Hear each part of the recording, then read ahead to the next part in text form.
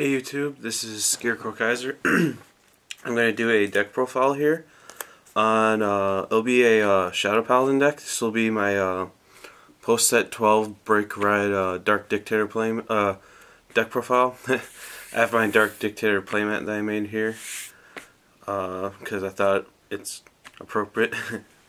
Yeah, so get started. This deck is very fun. It's not near, I wouldn't say it's quite as competitive and consistent as Revengers are. Obviously those are extremely consistent and very strong. I'm not going to try and pass this off as being as good as them, although this deck is a very competitive deck. It hits good numbers and pushes very heavily. So I will get started in the deck profile now.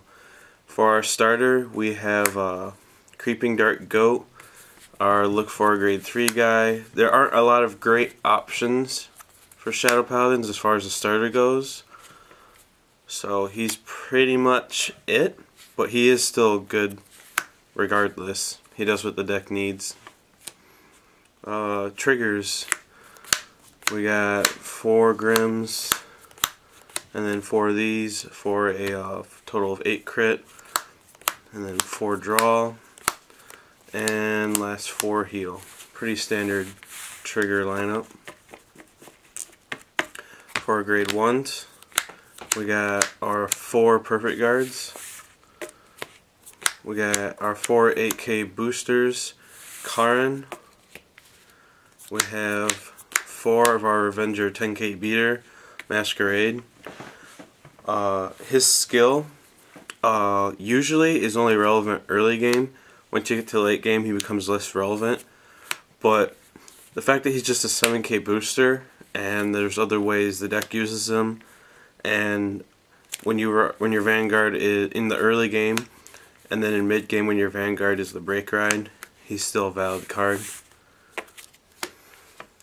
Then our last grade 1, 2 Garurubous. Garurubou is kind of like a less powerful but more acceptable or I don't know, versatile I guess would be the word, version of Masquerade.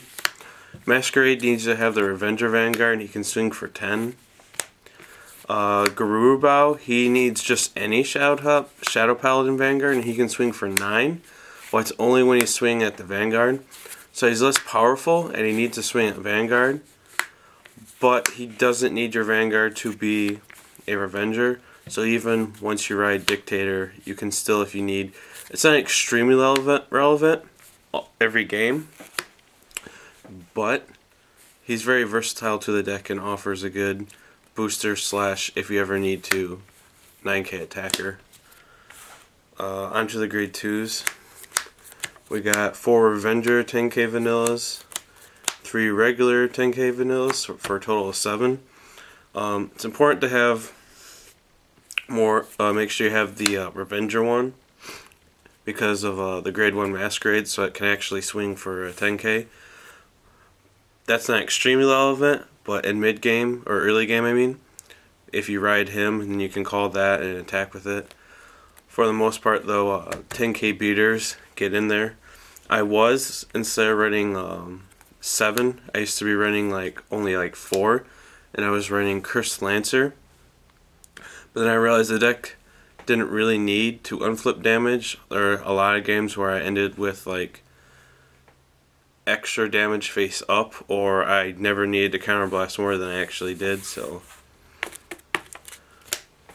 and then we have 3 Tartus. She isn't very restrictive in terms of what your Vanguard is. She doesn't need your Vanguard to be a Revenger. She just has to call a Revenger. So in this deck she's very good being a 9K beater, and you can use her to call out Masquerades behind her to make a 16K column, and having a Masquerade back there if you need him to step forward and attack for 10 is obviously good. And for our last grade 2 we have 1 Skull Witch.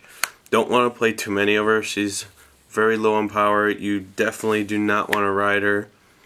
but having just the one in the deck, especially since the deck can search her out when you do the Breakride, she just adds a little bit of card advantage to the deck, so she's been working pretty good in that sense.